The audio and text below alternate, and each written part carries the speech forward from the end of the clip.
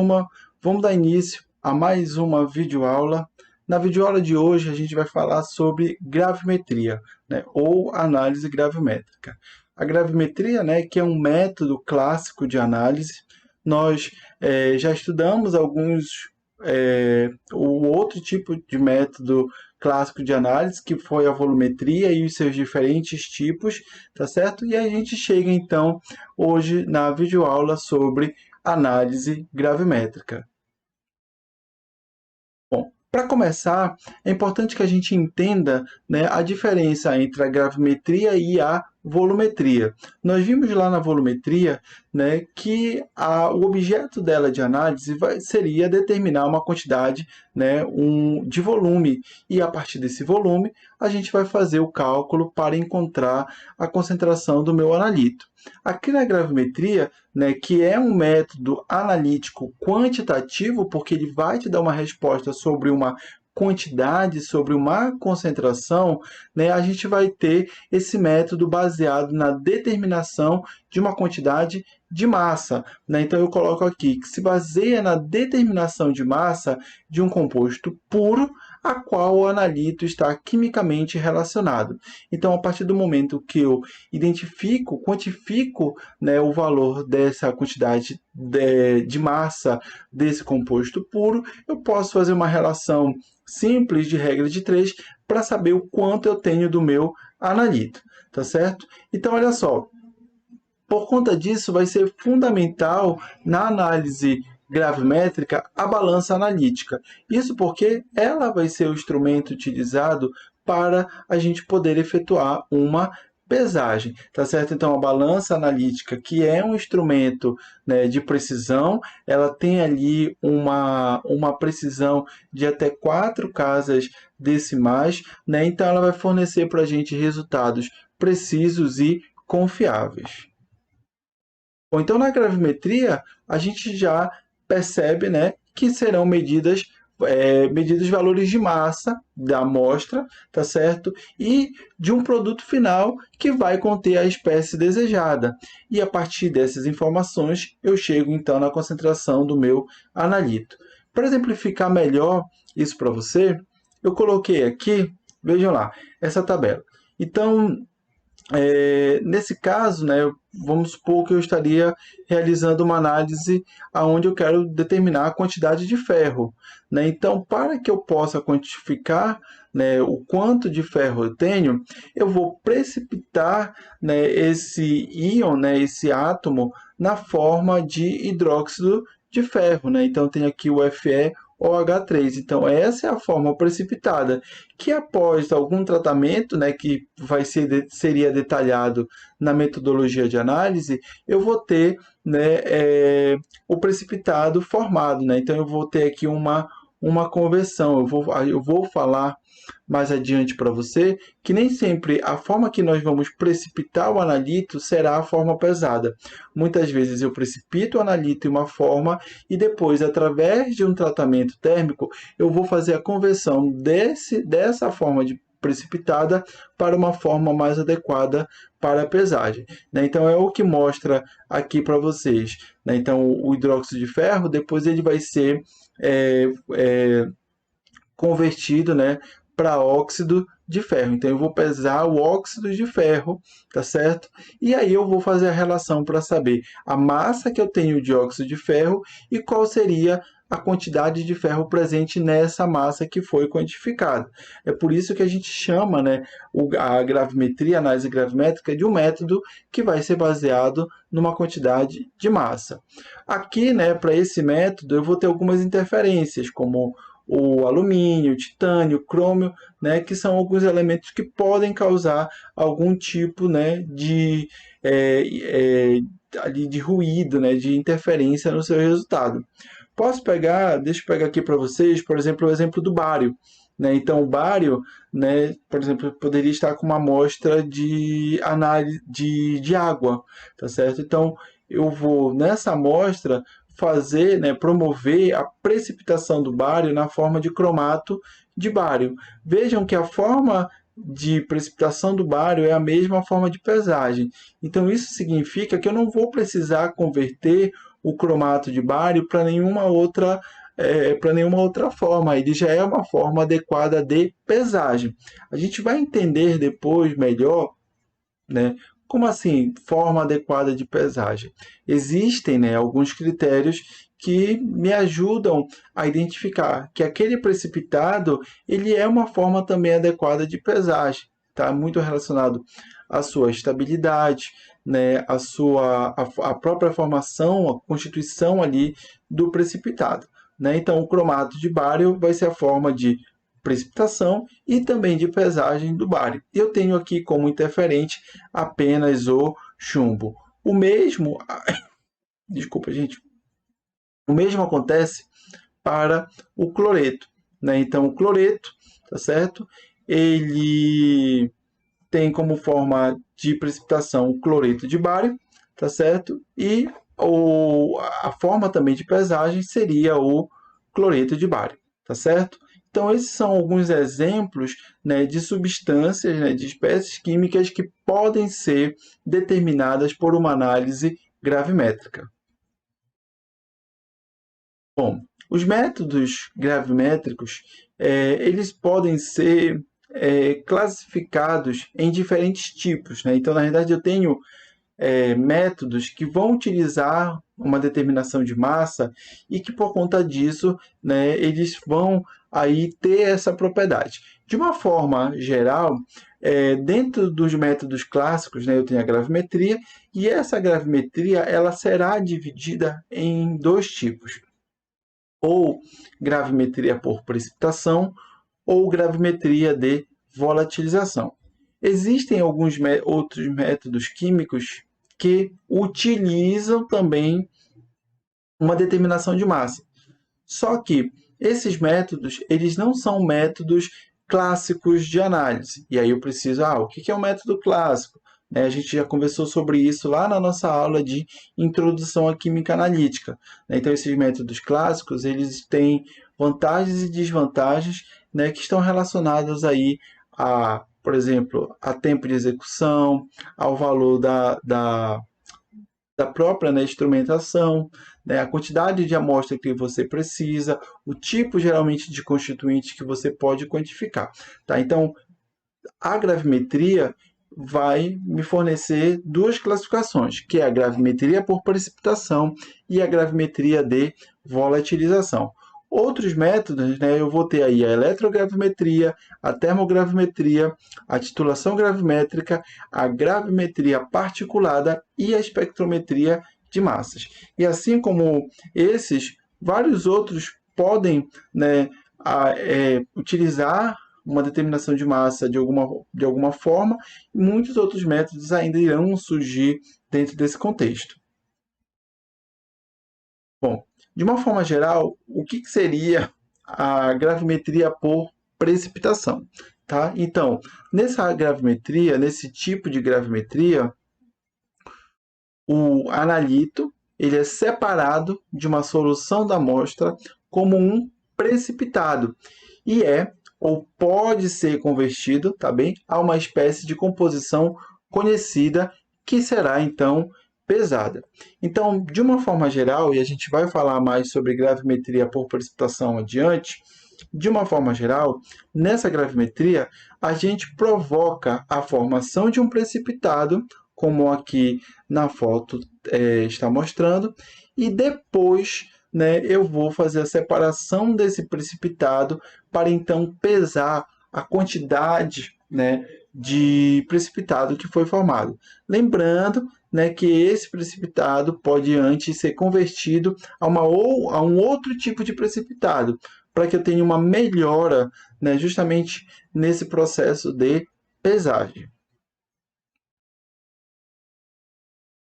A gravimetria por volatilização seria o segundo tipo de gravimetria, né, que constitui o método clássico. Então, nesse, o analito é isolado dos outros constituintes da amostra pela conversão a um gás de composição quimicamente conhecido. Então, eu converto o meu analito a um tipo de gás. O peso desse gás ele serve, então, como uma medida da concentração do analito. Eu tenho dois tipos de exemplos, né, que são análises muito comuns dentro da gravimetria por volatilização. Uma delas é a perda de água, né, que está dentro aí do método de determinação do teor de umidade, por exemplo, de amostras vegetais, de amostras de alimentos, tá bem? E também envolvendo o gás carbônico.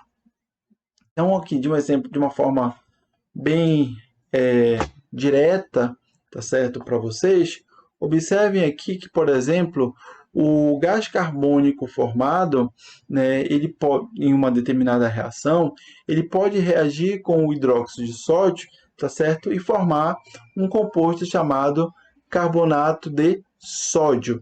E aí esse carbonato de sódio ele pode ser pesado.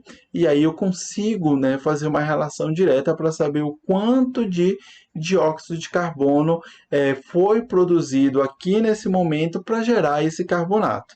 Né? Então, o método por volatilização só pode ser utilizado se o analito é a única substância volátil, ou se o absorvente, que no caso seria o hidróxido de sódio, é seletivo para o analito.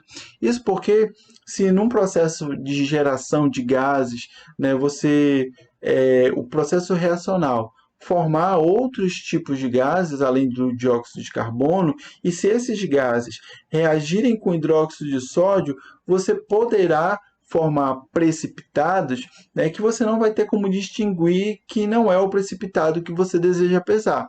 Então você vai ter uma massa maior do que a massa que você deveria se estivesse efetuando o procedimento correto, tá bem? Então é importante, né, que eu observe alguns detalhes metodológicos, né, antes de aplicar qualquer tipo de análise de método a uma determinada amostra.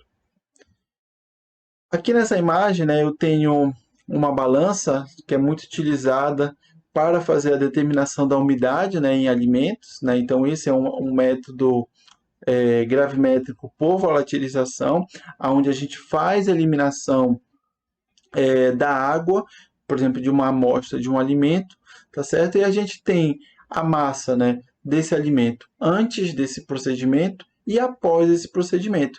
Então eu sei a quantidade de água, né, que aquele alimento tinha a partir do momento que eu faço uma diferença. Né? Então se eu tinha X e agora eu tenho Y, né, uma massa menor após a secagem, significa que a diferença x menos y me informa o quanto eu teria, o quanto eu tinha, na realidade, de água. Tá bem? Aqui nessa imagem, né, essa imagem é o processo completo da reação que a gente viu anterior. Né? Então, aqui, por exemplo, nesse experimento, o gás de nitrogênio ele é borbulhado nessa solução, né, que contém aí ácido sulfúrico e bicarbonato de sódio, tá certo? Então, nesse processo de borbulhamento, é produzido o CO2, que é o meu gás de interesse, que eu quero saber qual é a quantidade que eu tenho de CO2 nessa amostra. Então, esse gás, vejam que ele vai percorrer aqui, né, esse trajeto, né, junto com um vapor de água que foi ali provavelmente também formado, e ele passa por essa região que seria um tubo de secagem, né? Ele contém aqui um reagente que é o sulfato de cálcio, aonde ele absorve o vapor de água, né? Porém não absorve o CO2. E aí esse CO2 ele continua o trajeto até que ele chega aqui nesse momento, aonde o CO2 reage com hidróxido de sódio, né, a reação que nós vimos no slide anterior, e aí produz carbonato de sódio. Então é com base nesta massa de carbonato de sódio produzido que eu tenho como saber a quantidade de CO2 que foi produzido aqui nesse borbulhamento. Né? Então aí eu tenho verifiquem que eu transformei o analito num gás e pude depois quantificar, né, através da massa, a concentração desse analito. Saindo, né, da gravimetria né, de um método clássico, só para que a gente conheça, eu vou mostrar aqui para vocês, né, alguns exemplos de métodos, né, que são métodos instrumentais que utilizam uma determinação de massa ali no seu processo. Não são métodos gravimétricos, porque apesar de eles utilizarem uma determinação de massa, eles utilizam outras propriedades, né, físico-químicas, outros sinais analíticos, né, e utilizam uma instrumentação para fazer a quantificação. Tá bem? Então, o primeiro aqui seria a eletrogravimetria. Então, aqui nela, o analito ele é separado pela deposição em um eletrodo, por meio de uso de uma corrente elétrica, né? A gente tem aqui um processo eletroquímico, né? Então, a massa desse produto fornece, então, uma medida da concentração do analito, né? Alguns aspectos desse método, que ele é moderadamente sensível, né? Ele é bastante preciso e exato, e ele não vai demandar de calibrações. Um exemplo, né, de método é o processo de oxidação do íon chumbo, né, e a sua deposição na forma de óxido de chumbo em um ânodo de platina, tá certo? Como eu falei, é um método instrumental que utiliza, né, como parte da sua determinação, da sua metodologia, a determinação de massa.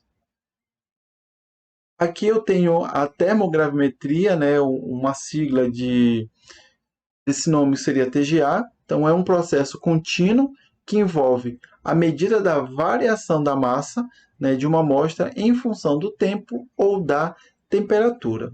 Aqui na termogravimetria, né, a gente vai ter, né, essa variação de massa ao longo de um tempo, geralmente à medida que eu promovo, né, um aquecimento. E aí eu vou fazer o acompanhamento dessa massa até a chamada obtenção da massa constante, né? Se eu controlo, lógico, a temperatura, também para que não haja, por exemplo, uma carbonização da amostra, né? Então eu tenho como eliminar, por exemplo, somente o constituinte água, né? Então esse constituinte água ele vai ser eliminado à medida que eu faço o aquecimento da amostra. Existe um equipamento específico, né, que seria a balança termogravimétrica, que eu mostro aqui para você, né, que ela promove justamente essa medida constante da massa, ela promove o aquecimento, né, e ela também controla o tempo. Então, ela vai pesando ali a massa.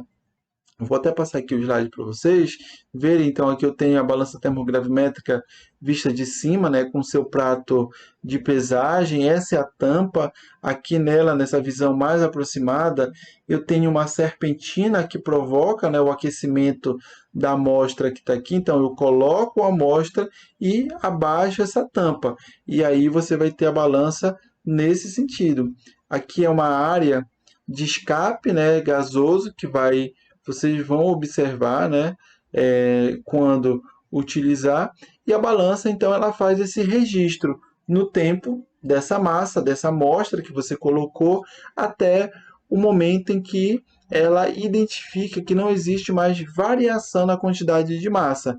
Nesse momento, a gente diz então que chegou a chamada massa constante da amostra. Tudo que precisava poderia ser eliminado, né, obedecendo aquele limite de temperatura de aquecimento, já foi eliminado. Nada mais vai ser eliminado. É um teste muito comum de laboratório quando eu quero fazer a determinação do teor de água de uma determinada amostra.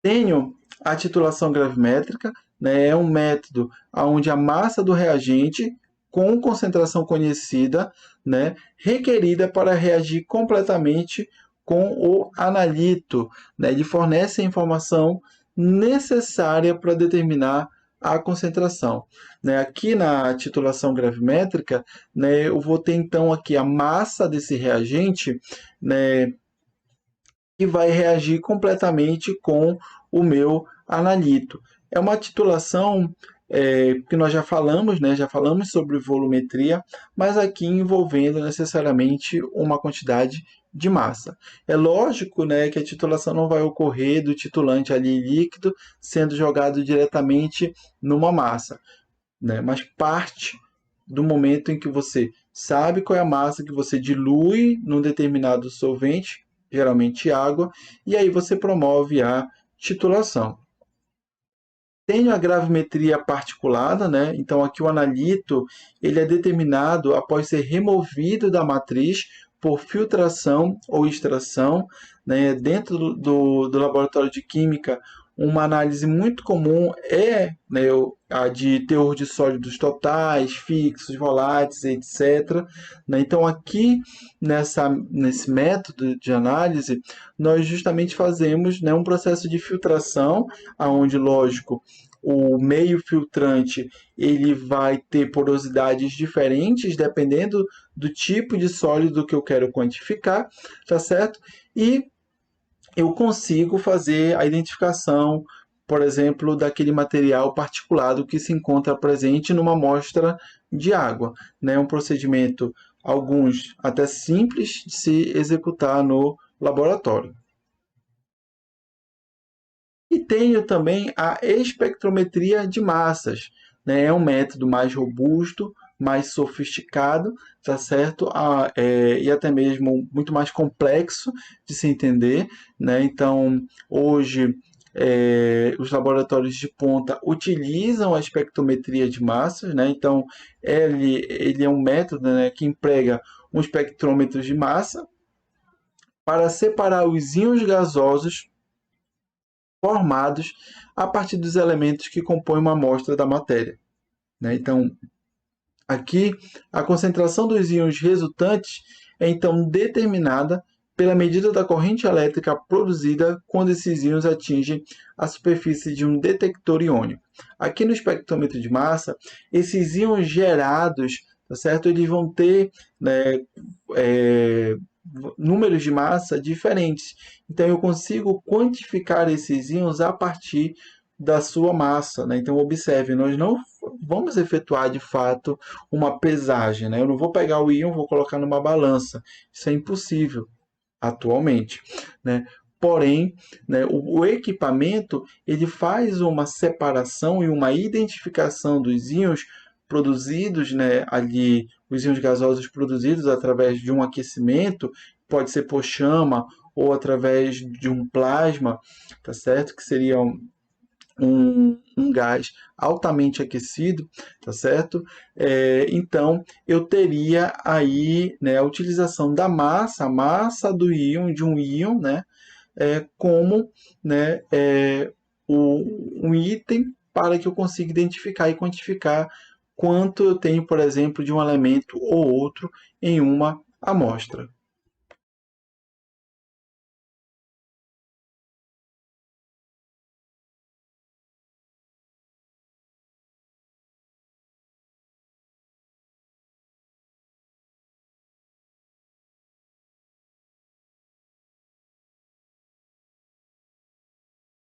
Nesse momento, vamos falar especificamente sobre a gravimetria de volatilização e a gravimetria de precipitação, que são os dois tipos de gravimetrias, né, que são métodos clássicos de análise. Vamos começar pela gravimetria de volatilização, tá certo? Então, essa gravimetria ela vai envolver, né, diferentes formas de remover os constituintes voláteis da minha amostra. A primeira delas seria através da calcinação ao ar, né, ou em corrente de gás inerte. Então, nesse processo, ocorre, né, aqui um aquecimento em temperaturas elevadas, acima de 200 graus Celsius, tá certo? Da amostra, para que sejam gerados os constituintes voláteis, né? Posso também utilizar uma corrente de um gás inerte que vai ser ali adicionado à amostra e que vai gerar a produção dos componentes voláteis ou do componente volátil desejado, tá certo?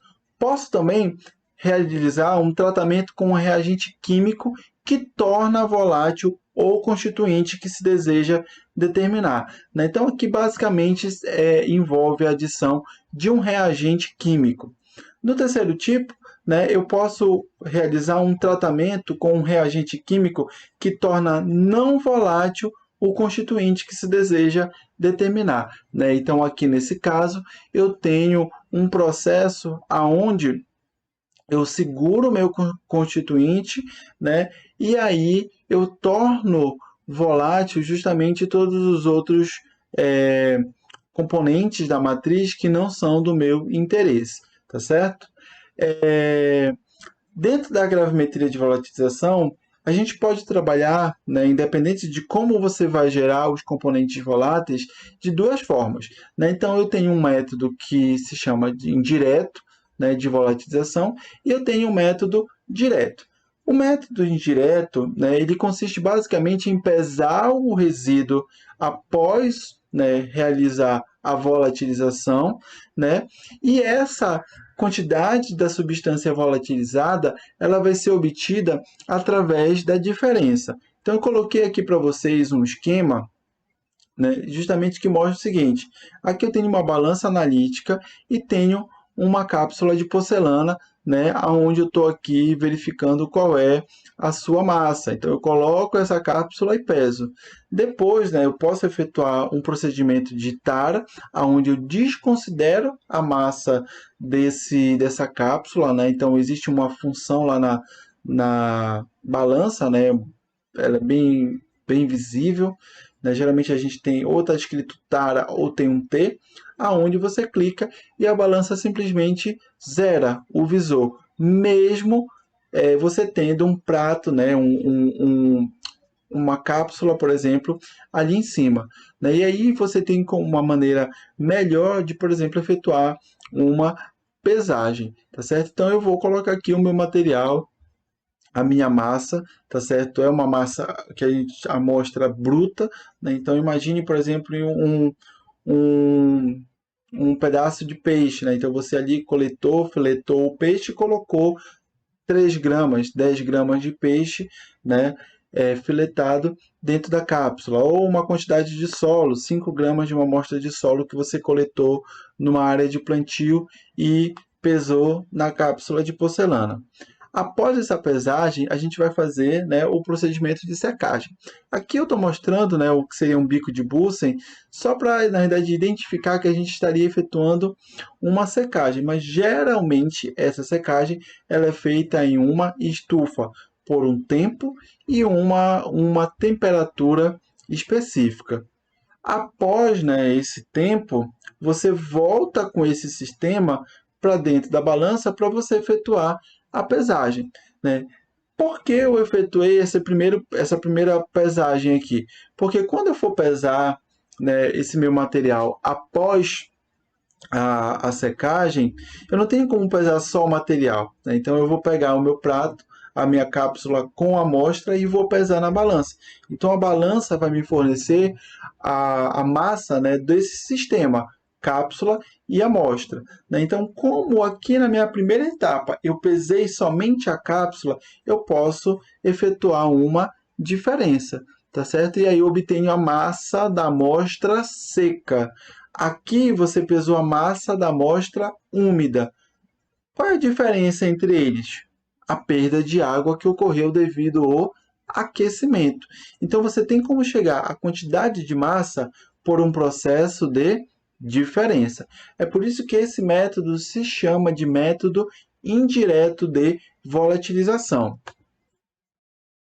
Já no método direto de volatilização, você vai pesar diretamente, né, a substância volátil, isso porque ela foi adsorvida em um determinado meio reacional. E aí eu volto a mostrar para vocês, né, esse exemplo aqui, tá certo? Que mostra, né, a gente já conversou sobre ele, né, então mostra aí a produção de CO2, que depois ele é pesado aqui quando reage com hidróxido de sódio e gera, né, um constituinte, né, um precipitado. Então, observe que eu estou pesando diretamente o meu analito e consigo fazer uma relação para saber qual é a sua concentração. Então, aqui eu teria um método direto de volatilização. Tenho duas observações para vocês. A primeira delas, né, o método ele deve ser específico, ou seja, não tenho não deve existir, né, nenhum outro componente volátil na minha amostra. E se caso, né, a amostra ela tenha algum outro componente volátil, ele não deve, por exemplo, ser absorvido, né, quando gerado. Né? Então ele deve ser simplesmente ignorado pelo meio que vai absorver o teu componente volátil reagindo para gerar um precipitado. A segunda observação, né, é que a determinação da umidade ligada superficialmente, o que a gente chama de água de cristalização ou água de hidratação de compostos hidratados, né, a gente pode utilizar pelo método indireto, que é justamente o primeiro método, né, onde a gente vai obter a quantidade do componente volátil através de uma diferença. Chegamos na chamada gravimetria de precipitação. A gravimetria de precipitação, ela na verdade vai apresentar mais etapas do que a gravimetria de volatilização, como vocês vão ver aqui. Então existem alguns detalhes a mais que a gente precisa ficar um pouco mais atento. Primeiro, o constituinte a ser determinado, né, que vai estar ali na tua solução, ele vai ser precipitado numa forma que seja tão pouco solúvel, ou seja, o mais insolúvel possível, né, para que não haja perda desse precipitado, tá certo? Quando eu for efetuar o procedimento de filtração e pesagem. Porque aqui na gravimetria de precipitação, como o exemplo mostra, eu vou ter uma solução, tá, líquida, contendo o meu analito, e eu vou adicionar ali reagente que vai provocar a precipitação, a formação de um sólido contendo o meu analito. Né? Então eu tenho um sistema líquido, coloco um reagente, formo o meu sólido. Preciso tirar aquele sólido dali. Né? Então eu vou precisar efetuar um procedimento de filtração e depois de pesagem. Né? Então esse sólido formado ele precisa ser suficientemente insolúvel, tá certo? Para que não haja nenhum tipo de perda durante todo esse processo. É um processo delicado que envolve etapas, né, que têm aí um certo grau de risco e que podem afetar o seu resultado final. Então, quais são as principais características desse tipo de análise gravimétrica? Então, o constituinte a ser determinado, ele vai ser separado dos demais por precipitação química e vai ser posteriormente pesado, tá certo? Isso porque o constituinte está em solução junto com outros, né, componentes ali que fazem parte da matriz da amostra. A precipitação ela vai ser feita, né, eu vou conseguir a precipitação desse meu analito através da adição de um reagente adequado à solução que vai conter o constituinte. Nem sempre o constituinte ele vai ser pesado sobre a mesma forma pela qual você fez e obteve ali o primeiro precipitado. Né? Muitas vezes a gente vai precisar fazer uma conversão. Daí a gente já vai entender por que eu preciso fazer essa conversão. Por que eu formo um precipitado e não posso pesar já imediatamente esse precipitado? Porque eu preciso transformar em uma outra forma precipitada. Tá certo? Bom, a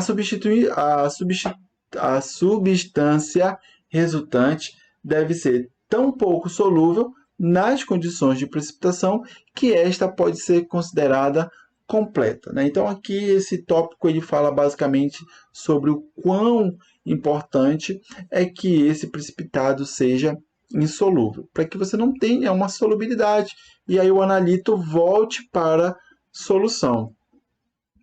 Então, de uma forma geral, a análise gravimétrica ela pode ser resumida em 3 etapas. A gente vai ver que tem mais do que isso. Né? Então, eu tenho uma primeira etapa, que é a conversão do analito numa substância insolúvel ou pouco solúvel.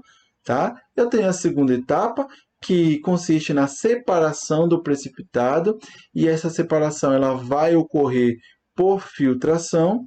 E, por fim, eu tenho a pesagem do precipitado.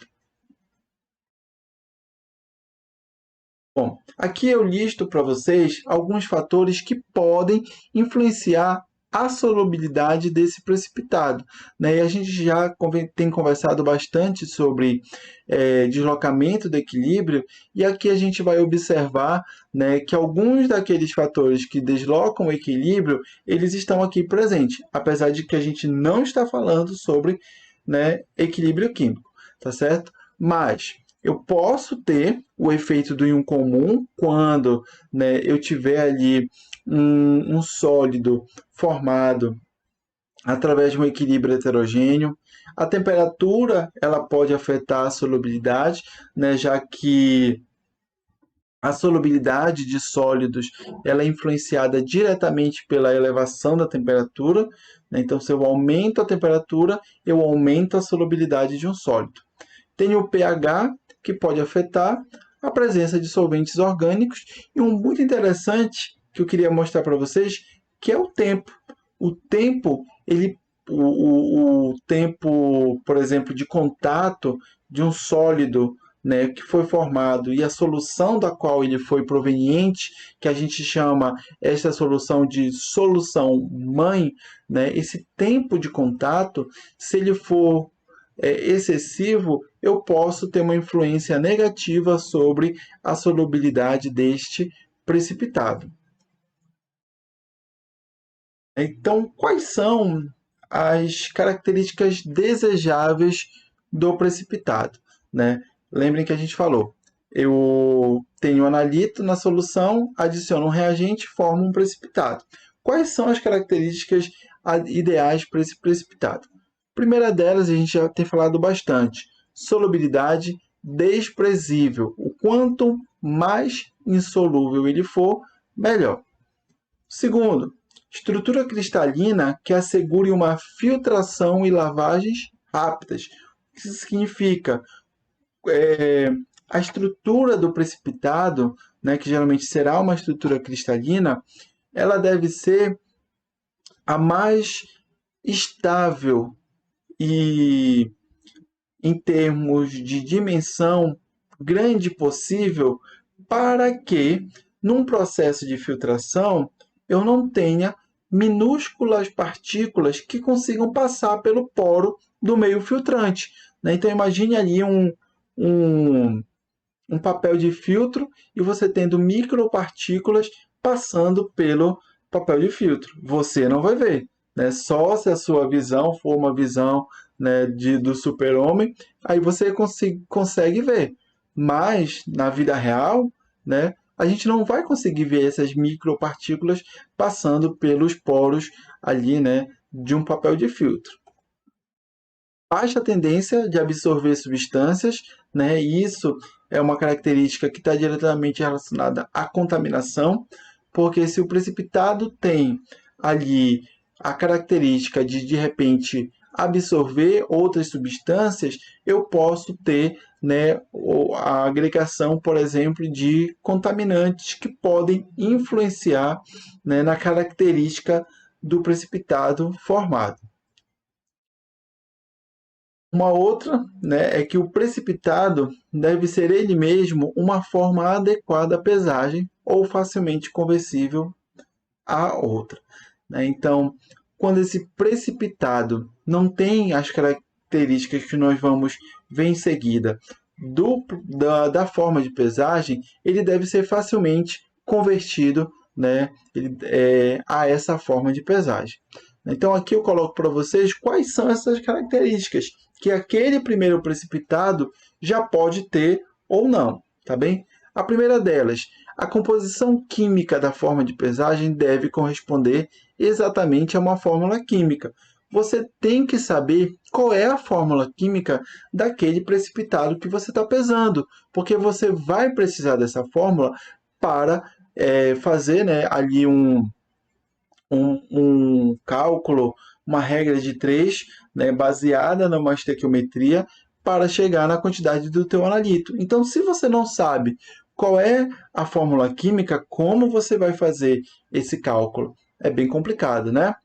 2. A forma de pesagem deve ser quimicamente estável, né? Então, quando eu falo dessa questão da estabilidade é que o meu precipitado ele não deve degradar com a ação da luz ou com a ação do tempo, né, ou com, enfim, com qualquer outra característica do meio reacional que possa de repente provocar uma instabilidade naquela forma de pesagem, aquele precipitado, tá? Se formado de partículas suficientemente grandes, né?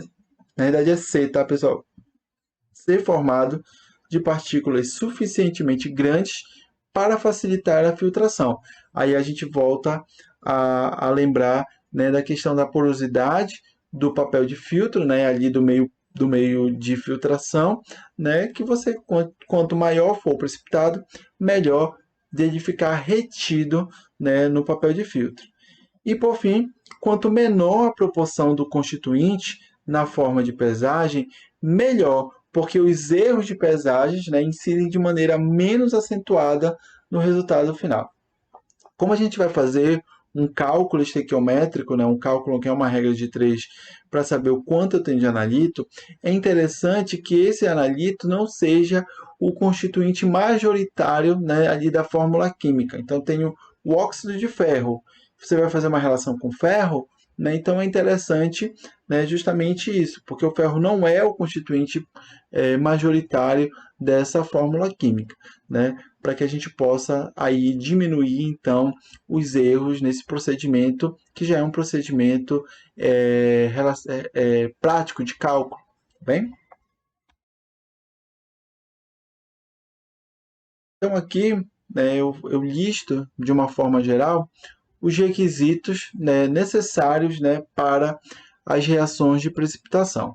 Primeiro, do agente precipitante, ele deve ser o mais específico e seletivo possível.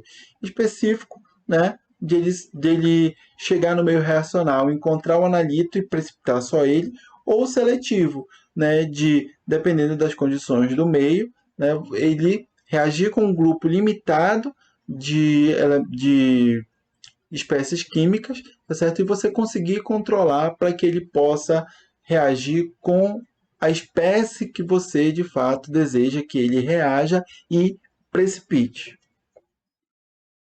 O precipitado, né? Então ele deve ser facilmente filtrado e lavado, tá bem?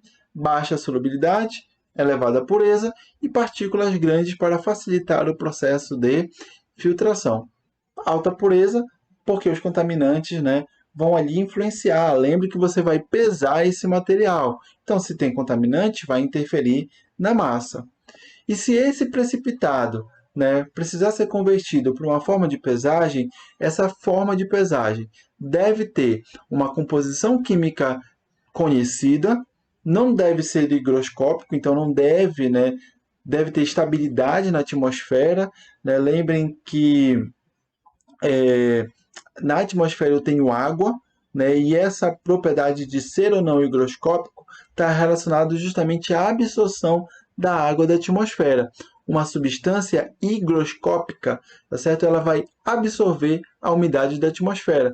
Então, se eu tenho um precipitado que eu vou colocar em cima de um prato de pesagem, ele já vai começar a absorver a umidade. Então, eu tenho ali uma massa de água que vai entrar, né? Mesmo ele estando fora já, ele já está ali na balança.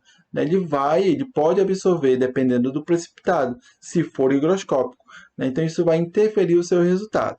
Não deve ser volátil, de uma forma geral, né? Essa forma de pesagem ela deve ser estável.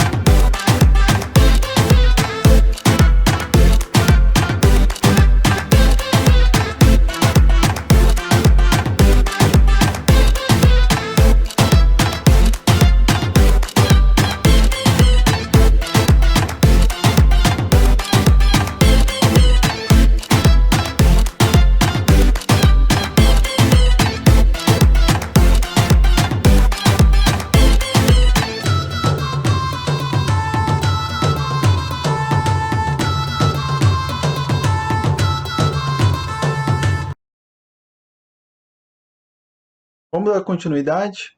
Bom, vou mostrar para vocês agora, de uma forma mais detalhada, as etapas, né, de uma determinação, né, de uma gravimetria por precipitação. Vou listar primeiro para vocês quais seriam essas etapas. A primeira etapa é denominada a etapa de preparo da amostra, tá certo? Aonde eu vou ali fazer um pré-tratamento daquele material que eu vou utilizar para análise gravimétrica. Tem a segunda etapa, consistida pela formação do precipitado. Terceira etapa, né, que envolvem aí 3 possíveis procedimentos a serem executados: a digestão, o envelhecimento e a reprecipitação. Na quarta etapa, eu tenho o procedimento de filtração da amostra. Quinta etapa, a lavagem desse precipitado, né, formado. E a sexta etapa, tratamento térmico, né, que ele pode ocorrer ou não, dependendo se aquele precipitado, tá certo, formado, vai ser convertido a uma outra forma, né, uma forma de pesagem mais adequada. E depois, né, para finalizar, a gente tem a etapa já de pesagem. Vamos ver mais detalhadamente cada uma dessas etapas. Então, na etapa do preparo da amostra, né, a gente tem aqui, né, um agente precipitante gravimétrico, né, um agente que vai provocar a formação do precipitado e que deve reagir especificamente, né, ou seletivamente com o analito, né? Lembrem que é muito importante que esse agente precipitante chegue ao meio reacional e olhe para o analito, né, aquela espécie que você quer que ele encontre para precipitar, e precipite. Se ele começar a precipitar com todo mundo, não vai dar certo e você vai ter muito erro. Olha lá. Por conta disso, eu tenho alguns agentes precipitantes inorgânicos, né? Então, aqui nessa tabela, eu mostro para vocês o analito, o agente precipitante, a forma de precipitação e se essa forma de precipitação é a forma de pesagem ou não. Então, aqui eu tenho, por exemplo, para uma determinação de cianeto, né, como analito, eu posso utilizar como agente precipitante o nitrato de prata. Então, quando eu adiciono o nitrato de prata, tá certo? A prata, né, ela reage com cianeto, formando aí o cianeto de prata, que vai então precipitar. Esse cianeto de prata é a forma já de pesagem. Eu vou ter outras situações, deixa eu ver se tem aqui alguma. Não, todas são a forma de precipitada, já é a forma de pesagem. Então aqui, por exemplo, eu não tenho aquela etapa de calcinação, né, que seria a conversão. Eu já vou direto da precipitação, lavagem, né, filtração, lavagem e pesagem. Vamos passar aqui, tenho mais exemplos, né? Deixa eu ver aqui se eu encontro. Aqui eu já falei, mas olha aqui para o berílio, né? Então, quando o analito é o berílio, eu posso precipitá-lo com adição de amônia. E aí eu tenho a formação de hidróxido de berílio, tá certo? E aí, esse hidróxido de berílio não é a forma de pesagem. Então, depois que eu separo esse precipitado, eu vou calcinar para que então se transforme em óxido de berílio. E aí essa é a minha forma de pesagem. Então, sempre que eu vou fazer uma determinada análise, eu preciso consultar as metodologias para saber como eu devo executar a minha, né, ali a minha metodologia. Aqui eu mostro para vocês alguns precipitantes orgânicos, né? O primeiro é a dimetilglioxina, que é um dos agentes precipitantes mais utilizados para a determinação de níquel. A segunda etapa é a etapa de formação do precipitado, e aqui eu coloco esse esquema para vocês, porque nesse processo de formação do precipitado, tá certo? Que é quando eu coloco o agente precipitante, né, esse precipitado ele vai sofrer dois fenômenos. O primeiro deles é o chamado de nucleação e o segundo que seria o crescimento de cristais.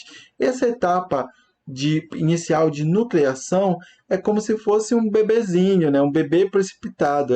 É quando, né? Não é nem o bebê, é o feto precipitado, né? Então esse é o início da formação do precipitado, que depois vai começar a sofrer o chamado crescimento de cristais. Então ele pode atingir, né, diferentes tamanhos.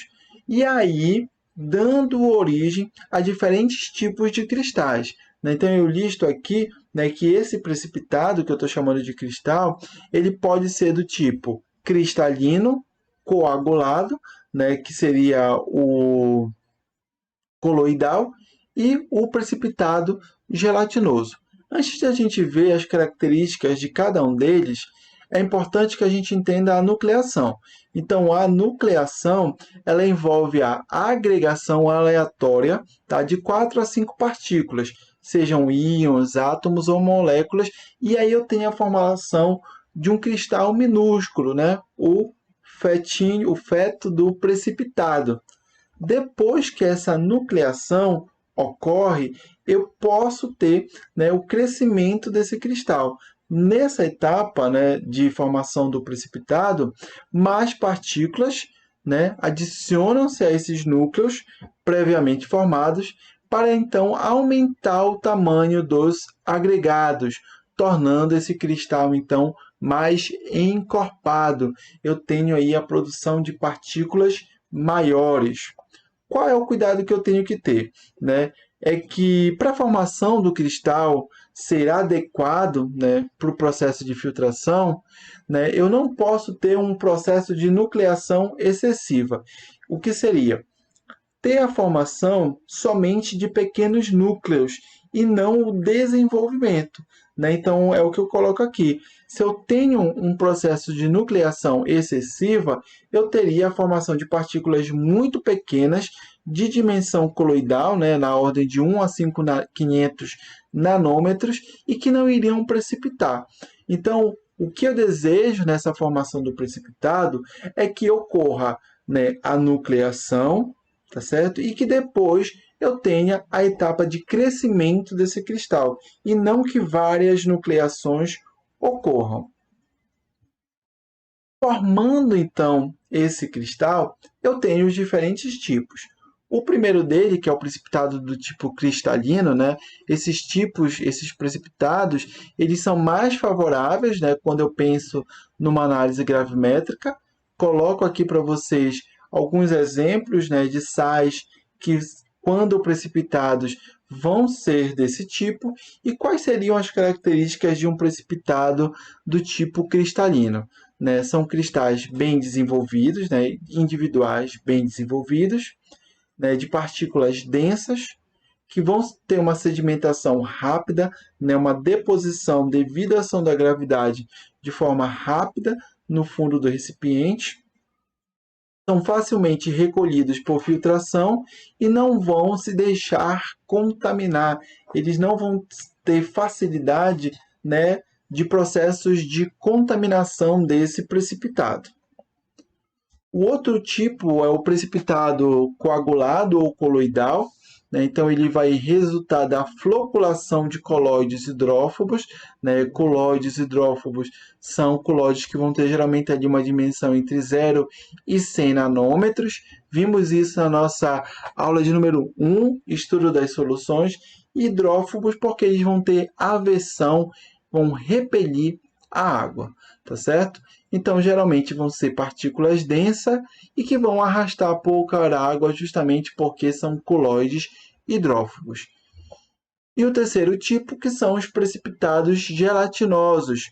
Resultam também da floculação, porém são colóides hidrófilos, ou seja, são colóides que têm afinidade com a água, né? Então, características de serem volumosos, uma consistência de flocos, arrastam uma quantidade considerável de água, né, são hidrófilos, tá? E dificultam o processo de filtração e lavagem, justamente porque geralmente nessa lavagem eu vou ter aí a utilização da água no processo de lavagem do precipitado, nem sempre é água, geralmente é a água, né? Então, se aquele precipitado já é hidrófilo, ele vai querer pegar a água, vai aumentar ainda mais de volume, causando erro no momento da pesagem.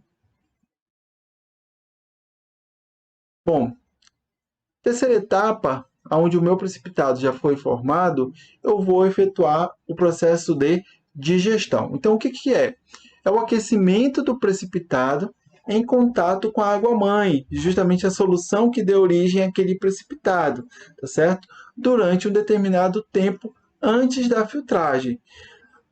O benefício da digestão, né, é que eu vou ter aí uma promoção de uma recristalização lenta, né? Então, o processo de digestão, ele basicamente, devido, né, ao aquecimento, ele provoca, né, uma leve, né, solubilização daquele precipitado com uma recristalização lenta. É como se eu desfizesse o precipitado para que ele pudesse se formar novamente e melhor, tá certo? Então, tenho aí como vantagem a formação de partículas maiores, né? Os íons, eles se tornam melhor arranjados dentro da estrutura do cristal, tá certo? E eu tenho uma diminuição da adsorção superficial de contaminantes, ou seja, menos contaminantes vão ser agregados à superfície do precipitado e eu vou ter menos inclusão de impurezas. Além da digestão, eu posso fazer o processo de envelhecimento. No processo de envelhecimento, eu vou ter basicamente, né, o precipitado sendo deixado em repouso na presença da solução mãe. Na digestão, eu tinha o aquecimento, né, desse sistema, solução mãe precipitado. No envelhecimento, eu tenho um repouso, eu deixo em contato o precipitado com a solução mãe por um determinado tempo antes de ser filtrado. Geralmente, esse envelhecimento ele vai ocorrer após um procedimento de filtração. Vantagens. Vejam lá. Partículas pequenas são dissociadas e novamente precipitadas sobre a superfície dos cristais maiores, né? Então, lembrem daquela formação, né, que a gente não deseja que se formem precipitados, partículas que tenham uma dimensão muito pequena, que passariam pelo poro do meio filtrante, né? Então, o envelhecimento ele auxilia que qualquer partícula que tenha uma dimensão pequena, ela se deposite sobre a superfície de uma partícula maior e, com isso, né, evitando com que ela, de repente, não seja contabilizada no momento da pesagem. Tendo também como vantagem, né, o material dos vértices e arestas do cristal, né, em partículas imperfeitas e floculosas, são dissolvidas e depositadas sobre a superfície do cristal, tornando-o mais perfeito e compacto. Resumindo, pessoal, um cristal ele tem uma estrutura tridimensional, né? Então, quando eu falo aí de vértices e arestas, né, alguns desses vértices e arestas, devido a um possível contaminante, ele provoca, né, ali, né, uma deformidade no cristal, né? Então, imagine você indo construir um muro e aí você compra os tijolos. E aí você começa a construir o muro. Aí, de repente, você, ali no meio da construção, pega um tijolo muito diferente e coloca ali no meio. Você vai ter um desalinhamento daquele muro.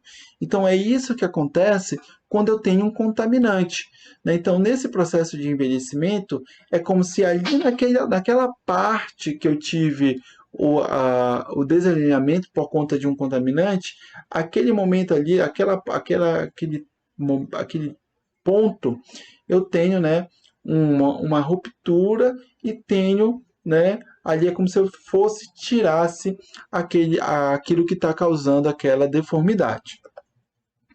E posso também ter a reprecipitação, que é a dissolução do sólido formado, seguida de uma nova precipitação. As vantagens da reprecipitação, né, elas são as mesmas do envelhecimento, né, que estão relacionadas às partículas pequenas que vão se depositar sobre as maiores, né, e aí um ajuste da estrutura tridimensional desse cristal, né, provocando aí um cristal mais perfeito, melhor formado. Tudo bem? Aqui eu vou colocar para vocês, né, os principais tipos de contaminação que a gente pode identificar nesse processo de gravimetria por precipitação. A primeira delas, que seria a contaminação mecânica, né, o precipitado ele pode reter impurezas da solução mãe, né, então é um processo físico, né, de retenção mecânica, né, de um determinado contaminante. Posso ter a contaminação por pós-precipitação, tá certo? Então, o precipitado ele acaba permanecendo em contato com a solução mãe por muito tempo, e aí esse tempo promove a solubilização, a precipitação de uma outra espécie, de um outro precipitado que você não queria. E aí você tem ali, né, um precipitado que você de repente não consegue identificar que são substâncias diferentes. E aí você vai pesar tudo como se fosse uma única coisa, causando um erro na sua análise. E tenho aqui, né, a coprecipitação, que é um tipo de precipitação de contaminação que pode ocorrer tanto por adsorção superficial como por inclusão ou oclusão. E aí eu queria que a gente pudesse ver melhor esses dois tipos de contaminação do precipitado. Né? Na adsorção superficial, as impurezas elas vão encontrar-se adsorvidas à superfície. A dissolvida é basicamente o que a imagem mostra, né? Ela vai se encontrar aderida, né, aqui à superfície sólida, né? Então é como se ela estivesse grudada na superfície, né, na superfície desse sólido, desse precipitado, né, e aí gerando essa contaminação, né? Então esse tipo de coprecipitação, né, de contaminação, tende a ser apreciável no caso de precipitados com grande área superficial. Então, se você tem precipitados grandes, você tem um maior risco de ocorrer uma coprecipitação por adsorção superficial. Não é tão significativo quando eu tenho um precipitado cristalino, tá certo? Que são aqueles precipitados mais bem formados. E os precipitados, né, coloidais, gelatinosos, eles vão geralmente ter aí uma taxa de adsorção superficial de contaminantes muito mais elevada. Aqui eu mostro para vocês, só voltar aqui, o que seria o processo de inclusão e oclusão. Né? Então aqui eu estou representando, aqui eu teria, né, uma adsorção superficial e aqui, né, esse processo de inclusão ou oclusão ocorrendo. Vamos só diferenciar, né, esses termos. Então no caso da inclusão, né, quando o íon contaminante, né, apresenta tamanho e carga semelhante aos íons pertencentes ao cristal precipitado. Né? Então, como eu posso ter uma espécie química muito semelhante à espécie que forma ali o meu precipitado, ela acaba entrando, né, devido a essa semelhança. Então, isso seria, né, uma coprecipitação por inclusão.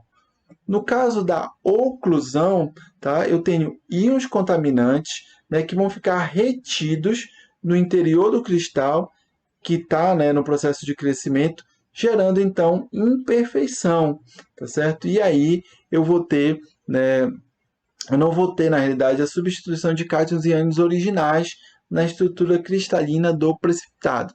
A oclusão é um processo de precipitação mais grosseira, né? Então vamos fazer uma analogia. Estou construindo um muro, né? Tenho um padrão ali de tijolo. Então na inclusão eu vou pegar um tijolo que é muito parecido ao que eu estou usando e vou colocar. Apesar de ele ser muito parecido, ele vai causar ali um processo, né, de construção do muro diferente do que você deseja, tá certo? Porque ele vai ter ali uma constituição diferente. apesar de ser parecido com os tijolos que você está usando. Já na oclusão, o tijolo que você vai colocar, ele é completamente, então você tem tijolos ali regulares, você vai colocar um triangular, então ele vai causar um desastre na construção do seu muro, né? Então essa é uma diferenciação básica que a gente faz de quando eu tenho coprecipitação por inclusão ou quando eu tenho por oclusão.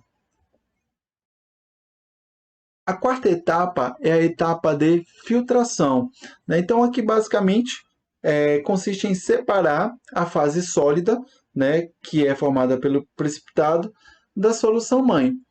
Quando eu tenho a utilização de temperaturas baixas, eu posso utilizar a filtração por sucção. Eu vou utilizar aqui um Kitasato, posso utilizar aqui no caso uma trompa de vácuo, que é justamente para gerar o vácuo, né, já que eu estou utilizando aqui um funil de Buchner, que é um funil que tem uma porosidade muito pequena, né? Então você tem aí uma qualidade no processo de filtração muito mais elevado se você estivesse utilizando um papel de filtro comum, qualitativo ou quantitativo, tá bem?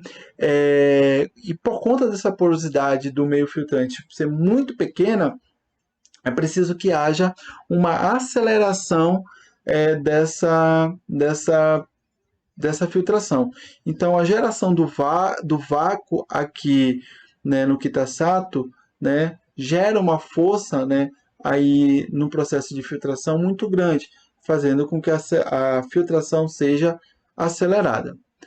Quando eu utilizo temperaturas elevadas, aí eu preciso utilizar mesmo a filtração comum, utilizo um papel de filtro, né? Existem papéis de filtro de diferentes porosidades. Quanto menor essa porosidade, mais caro é esse papel. E acredite, você pode ter aí papel de filtro chegando a custar 500 mil reais tranquilamente, tá bem? É lógico que você tem uma qualidade, né, da precipitação, da filtração muito significativa.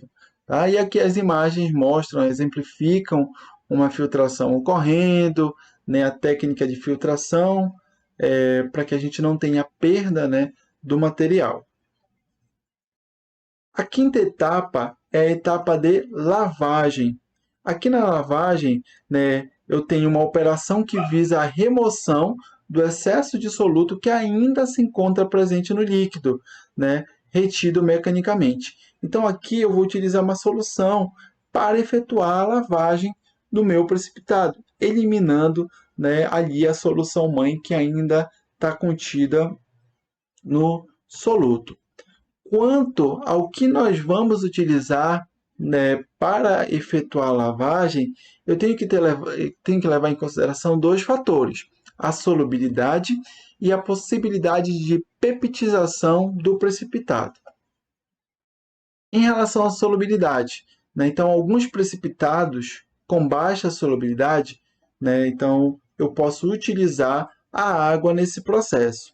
Quando eu tenho um precipitado, né, que não é tão pouco solúvel, né, que tem características coloidais, eu já vou precisar utilizar, né, algum eletrólito nesse processo de lavagem, tá certo? E esse eletrólito ele vai evitar o chamado efeito peptizante, que vai ser causado pela água, tá certo? Então, quando o precipitado é muito insolúvel, posso utilizar água. Quando ele já tem uma solubilidade maior, é melhor que eu utilize um eletrólito para evitar o efeito peptizante. E o que é esse efeito? Ele provoca a fragmentação e a dispersão das partículas do precipitado, formando uma dimensão coloidal. Então, ele diminui, a característica do precipitado que é desejável para a sua pesagem. Então, ele acaba permitindo a passagem das partículas pelo filtro. Então, por conta disso, eu preciso utilizar uma solução eletrolítica, eu vou adicionar um eletrólito à água, tá certo? Para efetuar essa lavagem, aonde esse eletrólito, vejam aqui, ele tem como objetivo neutralizar a carga superficial das partículas do precipitado. E aí eu tenho, a diminuição da possibilidade de uma possível fragmentação. A sexta etapa, né, é o tratamento térmico. Lembrando, esse tratamento térmico, né, principalmente a calcinação, ela vai ocorrer só se eu precisar converter o precipitado em uma forma mais adequada de pesagem. Mas de uma forma geral, a gente vai fazer a secagem, tá certo? Que é quando o meu precipitado ele já é a forma adequada de pesagem. Né? Então, esses precipitados necessitam apenas da remoção da água, né? Ou do eletrólito, que pode se encontrar ali presente ainda aderido à superfície do precipitado, né? E envolve um aquecimento brando em estufa, né? Geralmente a gente vai utilizar aqui temperaturas entre 110 e 120 graus Celsius e um aquecimento que não deve ultrapassar mais de 2 horas. Porém, quando a minha forma de pesagem o meu precipitado não é a forma de pesagem, eu vou precisar fazer uma calcinação ou ignição. Esse procedimento, né, ele envolve então um aquecimento forte, né, do material, geralmente temperaturas acima de 800 graus Celsius, né, ele tem como objetivo modificar a composição química do precipitado, né, e nessa modificação ele converte o precipitado para uma forma mais adequada de pesagem. Aqui na imagem vocês têm uma mufla, um forno mufla na realidade, né, que é o equipamento que a gente utiliza justamente para fazer essa calcinação. Aqui eu coloco para vocês, né, novamente exemplos. Então, aqui eu tenho o precipitado e a forma convertida quando eu aqueço esse precipitado sólido, né, entre 900 e 1100 graus Celsius. Então, ele é convertido aqui para essa substância química. Não lembro o nome, tá, pessoal? Me desculpem aí por não chamar nenhum deles pelo nome. Aqui eu tenho um segundo também exemplo, né? Então, eu tenho o precipitado, que não é a forma adequada de pesagem. Então, eu vou calciná-lo, né? Não estou secando, eu estou calcinando, eu vou transformar ele em óxido de ferro, quando eu utilizo temperaturas entre 800 e 1000 graus Celsius. Né? Vejam que a calcinação utiliza temperaturas muito elevadas, geralmente já acima de 500 graus Celsius. Abaixo de 500 é muito difícil, não conheço. Aqui eu listo alguns outros materiais que são utilizados, né? Vocês já conhecem a balança, né? O dessecador, a gente vai falar um pouco mais sobre a importância desse dessecador. O cadinho de porcelana, né? Que é um material de laboratório adequado, já que ele resiste a essas temperaturas tão elevadas, né? 800, 1000, 1200 graus Celsius. O tenaz, né, que vai ser utilizado justamente para a gente manipular esse material aquecido, né, e também evitar a contaminação, tá bem? Porque se a gente pega nesse material, né, a gente pode deixar gordura, creme, resíduos de perfume, outras impurezas no meu material. E lembre que você está pesando, né? É, vou até fazer uma analogia, né? Quando a gente vai se pesar, a gente tira, né? Celular, material, joias que a gente tenha com a gente, porque a gente quer saber a nossa massa, né? Quanto é que a gente pesa. Então, se eu deixo ali um celular, a massa já é diferente. Se eu já faço a minha pesagem com um tênis, já vai também ser outro peso, já vou estar agregando ali. Então, a Tenaz, ela permite fazer a manipulação desse material, porque eles estão quentes, né, como o cadinho de porcelana, e também porque eu não vou tocar deixando qualquer tipo de resíduo. E a sétima etapa, que é a etapa então de pesagem, aonde eu vou utilizar uma balança analítica, né? Vejam aqui a precisão da balança, tá certo? Que após a calcinação ou após a simples secagem, né, eu vou trazer aqui para essa balança e vou então pesar o meu material.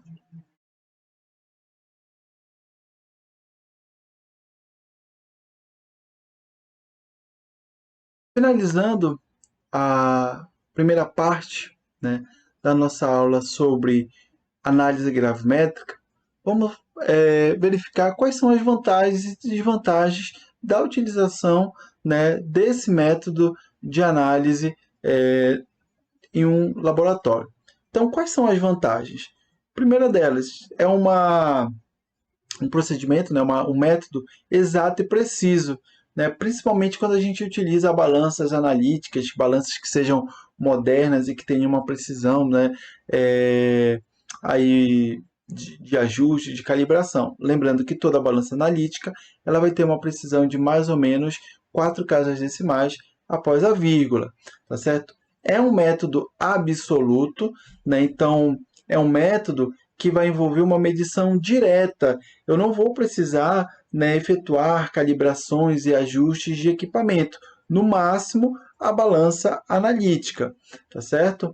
As determinações elas podem ser feitas com aparelhos relativamente baratos, né? A balança analítica, né, ela é o instrumento talvez mais caro que nós vamos adquirir. Entretanto, nós não iremos utilizar nenhuma instrumentação mais específica ou complexa, né? Então a gente se restringe ali à balança analítica, ao forno mufla, tá bem? A própria estufa de secagem.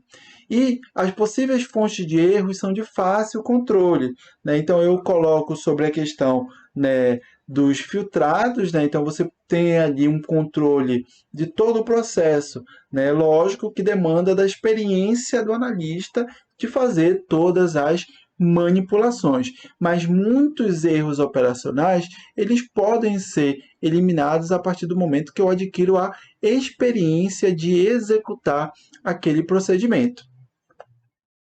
Como desvantagem, é sujeito a erros acumulativos. Então, se eu estou efetuando essa análise e não tenho domínio, esses erros eles podem ir se acumulando desde lá da precipitação, da, da formação do precipitado, de não efetuar a formação de um precipitado adequado, efetuar uma filtração errada, não efetuar uma lavagem. Então, esses erros eles vão se acumulando. Uma outra desvantagem muito importante é o tempo de execução. Como vocês podem ter observado, demandam de muitas etapas que demandam muito tempo. Então a gente tem aí um procedimento que ele pode levar, né, uma semana. Quando se você tiver muitas amostras, você pode levar muito tempo para poder finalizar todo, né, aquele material que você tem para executar. Então com isso eu tenho um método que caracteriza pouca praticidade, tá certo?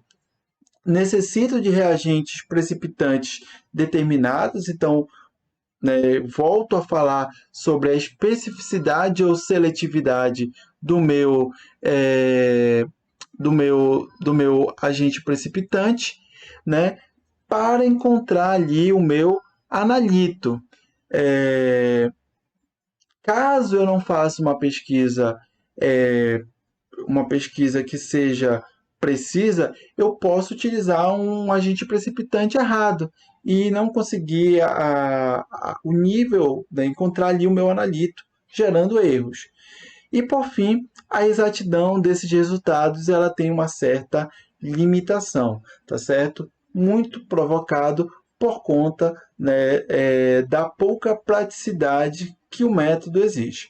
Apesar de tudo isso, né, a gravimetria é um método muito empregado em todos os laboratórios, é um método, né, que até hoje ele é utilizado e que facilita muito a nossa vida no laboratório. Tudo certo, pessoal? Bom, aqui a gente finaliza então a nossa primeira parte da videoaula sobre análise gravimétrica e a gente se encontra então na segunda parte. Tudo bem, pessoal? Um abraço e até daqui a pouco.